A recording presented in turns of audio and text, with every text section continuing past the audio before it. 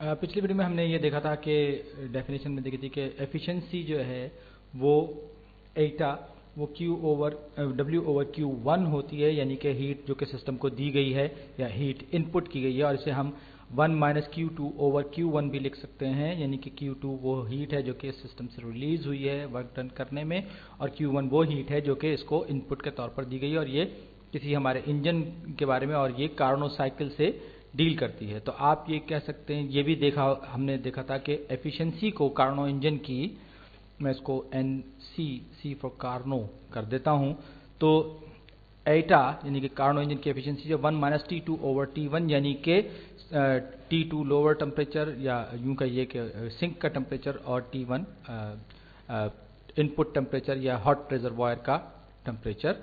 तो ये एफिशिएंसी है कार्नो इंजन की, और इस बारे में मैं आपको बहुत वाज़ेह तौर पर बता चलूँ कि ये वो एफिशिएंसी है जो कि सबसे ज़्यादा एफिशिएंसी हम अचीव कर सकते हैं ये कार्नो साइकिल में। तो एफिशिएंसी की हमने जो डेफिनेशन देखी थी वो थी work done divided by heat input, और net heat in the system जो कि हमने सिस्टम को दी है वो है हीट, इसको हमने Q1 हीट दी थी माइनस Q2, तो ये डिवाइडेड बाय Q1।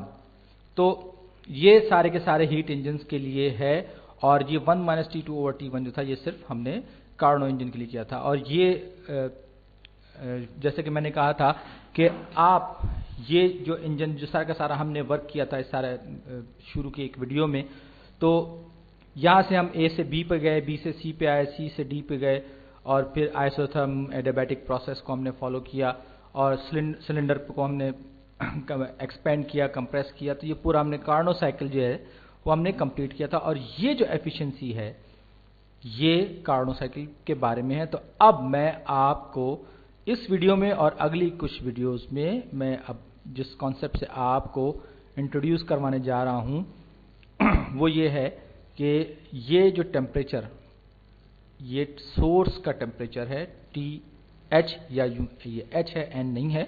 तो ये हाई टेम्परेचर वाली रिजर्वायर से आप कुछ हीट ट्रांसफर कर रहे हैं। फर्ज कीजिए यहाँ पर ये कार्नो साइकिल है, ये कार्नो इंजन है, और ये कुछ वर्क कर रहा है और Q2 हीट रिलीज कर रहा है, और फिर यहाँ पर ये कोल्ड रिजर्वायर है जिसका टेम्परेचर TC है, और इस पर हम अगली वीडियोस में भी बात अपनी जारी रखेंगे। तो ये थियोरेटिकली मोस्ट एफिशिएंट, सबसे ज्यादा एफिशिएंट इंजन है कार्नो इंजन। इसको हम कार्नो इंजन भी कहते हैं, और ये जो पूरा का पूरा साइकिल जो है इसमें जो काम हुआ है वो कार्नो साइकिल है, और ये मोस्ट एफिशिएंट इंजन है, आइडियल इंजन कह सकते हैं आप इसको। यानी कि कोई भी इंजन कार्नो इंजन से ज्यादा एफिशिएंट नहीं हो सकता, या ज्यादा एफिशिएंट हीट इंजन नहीं हो सकता। अब इसी बात को मैं थोड़ा सा आगे बढ़ाऊंगा और प्रूव करने की कोशिश करूंगा, लेकिन उससे पहले मैं कुछ टूल जो हमारे डिस्पोजल पे हैं उनसे पे भी बात करूंगा। तो ये मेरी PV डायग्राम है जिसको कि मैं बार बार बना रहा हूं यहाँ पे। ये मेरा प्रेशर एक्सिस और ये मेरा वॉल्यूम एक्सिस PV। और कार्नो साइकिल में अब तक जो कुछ भी हमने किया है कि जी हम ये A पर थे, और फिर यहाँ से हम आइसोथर्म पर मूव करते हुए या आइसोथर्मली सिस्टम को एक्सपेंड करते हुए हम किसी पॉइंट B तक आए। फिर हम एडियाबैटिकली हमने इस सिस्टम को, ये डायरेक्शन ये है इसकी, एडियाबैटिकली एक्सपेंड किया, यानी कि हमने इसको आइसोलेट कर दिया, और फिर एक बार फिर हमने इसको कॉन्ट्रैक्ट किया हमने इसको आइसोथर्मली दूसरे आइसोथर्म पर कम टेम्परेचर पे, और फिर हम वापस आ गए A पर। तो ये हमारी जो डायरेक्शन थी, ये क्लॉकवाइज डायरेक्शन जो थी ये इस डायरेक्शन में था, और यहाँ पर हमने जो थी ये Q1 हीट हमने इस सिस्टम में एंटर की, इंजेक्ट की, और यहाँ लोअर टेम्परेचर ने T2 पर हमने Q2 हीट जो थी वो इस सिस्टम ने रिलीज की। अब इसी पूरी की पूरी डायग्राम को मैं दोबारा बना सकता हूं, या यूं कहें कि रिवर्स ऑर्डर में बना सकता हूं, या एक मुख्तलिफ अंदाज में बना सकता हूं। इसकी एक और डिपिक्शन कुछ यूं भी हो सकती है कि यहां मेरे पास हॉट रिजर्वायर है जिसका टेम्परेचर T1 है, यहां इसने कुछ हीट Q1 दी, और ये कार्नो इंजन है जो कि कार्नो साइकिल ऑपरेट कर रहा है। इसने कुछ वर्क यानी कुछ काम किया और ये इसने कुछ हीट रिलीज की जो कि Q2 है और ये कोल्ड रिजर्वॉयर T2 तक ये पहुंचा। ये पूरा साइकिल, ये अल्टरनेट तरीका है कार्नो इंजन को बनाने का, और ये आप अपनी टेक्स्ट बुक्स में बहुत दफा देख चुके हैं। और ये आपको याद होगा, ये एक रिवर्सिबल प्रोसेस है पूरे का पूरा, और ये आपको मैं इस पर भी बहुत दफा बात कर चुका हूं कि रिवर्सिबिलिटी क्या होती है और क्वासी स्टैटिक प्रोसेस। जी हाँ, ये क्वासी स्टैटिक या क्वासी स्टैटिक का मतलब यह है कि हम इतने आहिस्ता आहिस्ता आगे बढ़ रहे हैं कि हमारा सिस्टम हमेशा इक्विलिब्रियम स्टेट के करीब ही रहता है मैक्रो लेवल पे, और हम स्टेट वेरिएबल्स को हमारे स्टेट वेरिएबल्स होते हैं वेल डिफाइंड होते हैं, जैसा कि हमने ये पेबल्स वाले या कंकर पत्थर जो हमने रखे थे पिस्टन के ऊपर, इसकी एग्जांपल में किया कि हम ए से बी तक गए, लेकिन आहिस्ता आहिस्ता, बहुत आहिस्ता आहिस्ता और बहुत थोड़े थोड़े स्टेप्स लेते हुए, क्वासी स्टैटिक स्टेप्स लेते हुए हम गए। तो ये पूरा का पूरा प्रोसेस जो है, या मैं तफसील से इस पर क्वासी स्टैटिक प्रोसेसेस वाली वीडियो में कर चुका हूं। तो ये रिवर्सिबल भी है, और ये बाद मरतबा क्वासी स्टैटिक और रिवर्सिबली को हम कार्नो इंजन में या कार्नो साइकिल में इंटरचेंजेबली भी इस्तेमाल करते हैं। तो ये रिवर्सिबल का मतलब ये हुआ कि जहां कहीं अगर हम जैसे यहां पर हैं और हमने कुछ कहीं थोड़ा सा आगे हमने कुछ कंकर पत्थर हटा दिए और अब हमने कहा नहीं हम वापस जाना चाहते हैं, हमने वापस कुछ कंकर ऐड कर दिए, तो ये अपनी इनिशियल पोजीशन पे वापस आ जाएगा। ये इसका मतलब हुआ कि ये रिवर्सिबल है, यानी उतने ही कंकर आपने या पत्थर दोबारा ऐड कर दिए तो ये वापस अपनी पोजीशन ए पर आ जाएगा। यानी कि पिस्टन की जो मूवमेंट है वो एक्चुअल मूवमेंट जो है वो सीलिंग जो है उसमें कोई फ्रिक्शन भी नहीं होनी चाहिए, यानी कि ये फ्रिक्शन लेस होनी चाहिए। आपको याद होगा पिछली एक वीडियो में भी मैं इस बात पर तफसील से बात कर चुका हूं, इस पहलू पर, और ये है कि आप जितने पेबल्स हटाकर फॉरवर्ड जाएंगे उतनी पेबल्स वापस ऐड करके आप आ सकते हैं उसी पोजीशन पर वापस। तो ये जो पिस्टन की मूवमेंट है ये फ्रिक्शनलेस एनवायरनमेंट में हो रही है, यानी कि इसमें रगड़ नाम की कोई चीज नहीं है, और जाहिर बात है कि ये हाइपोथेटिकल या थ्योरेटिकल चीज है, फ्रिक्शनलेस इंजन रियल लाइफ में एग्जिस्ट नहीं करते। बहरहाल ये हम थॉट एक्सपेरिमेंट्स ही करते चले जा रहे हैं। तो अब ये एक फ्रिक्शनलेस इंजन है, क्वासी स्टैटिक या रिवर्सिबल प्रोसेस है इसका पूरे का पूरा। तो इसका क्या मतलब है? इसका मतलब ये है कि अगर आप ए से शुरू करें, और जैसे कि मैं पहले भी इस पर लेबल लगा चुका हूं, तो मैं एक अलग रास्ता इख्तियार कर सकता हूं। मिसाल के तौर पर मैंने कहा कि मैं ए टू बी तक जाने के बजाय मैं पहले ए टू डी जाऊंगा, यानी कि मैं उल्टा चलूंगा, यानी एडियाबैटिक एक्सप्रेशन होगा। तो उस सूरत में क्या होगा ये देखिए, यही साइकिल मैं थोड़ा सा अलग अंदाज में बना रहा हूं ताकि आप इसको वाज़ेह तौर पर देख सकें। यह फ्रिक्शनलेस है, याद रखिएगा।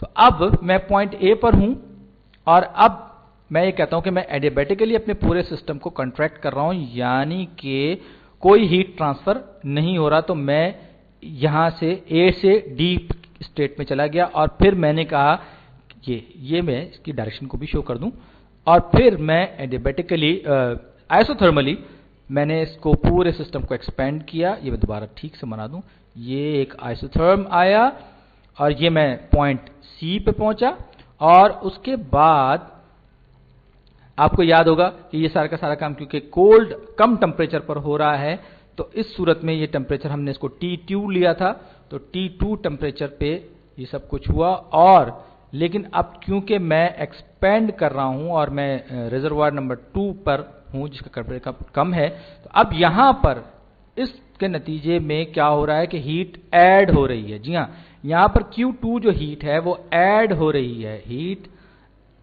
एडिड। T2 रिजर्वायर जो है वो अब सिस्टम में हीट ऐड कर रही है, क्योंकि अब मैं वॉल्यूम को बढ़ा रहा हूं। अब फिर मैं एक बार फिर एडियाबैटिकली गया, इसको मैंने आइसोलेट कर दिया, कोई हीट ट्रांसफर नहीं हुआ, और एक बार फिर मैं आइसोथर्मली इसको कॉन्ट्रैक्ट करता हुआ मैं सिस्टम को ले आया वापस।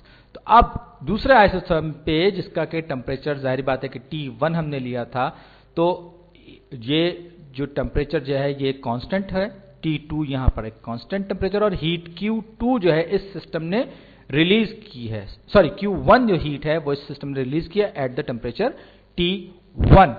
तो ये बिल्कुल वही सेम पिक्चर है, बस हर प्रोसेस उलट गया है। ये बात आप गौर से देखिएगा कि जब आप इन सब एरिया को निकालेंगे तो इसका टोटल एरिया तो सेम होगा, लेकिन इसकी वैल्यू नेगेटिव होगी। और मैं ये क्यों कह रहा हूं, क्योंकि ये वैल्यू जो है, ये जो वैल्यू है, ये ओवरऑल वैल्यू, ये इससे कम होगी। ये इस ओवरऑल वैल्यू के मुकाबले में ये कम होगी। जब टोटल हम इसका निकालेंगे तो ये रिवर्स होगा और ये सब चीजें जो है इसमें पलट जाएंगी डायरेक्शन के पलटने की वजह से। तो मैं इसको कार्नो रेफ्रिजरेटर या रिवर्स कार्नो इंजन भी कह सकता हूं। तो कार्नो रिवर्स, इत्तेफाक की बात है कि रेफ्रिजरेटर का नाम भी आर से शुरू होता है और रिवर्स भी आर से शुरू होता है। तो ये CR यानी कि ये Carnot engine reverse Carnot engine है, ये forward Carnot engine simple Carnot engine है।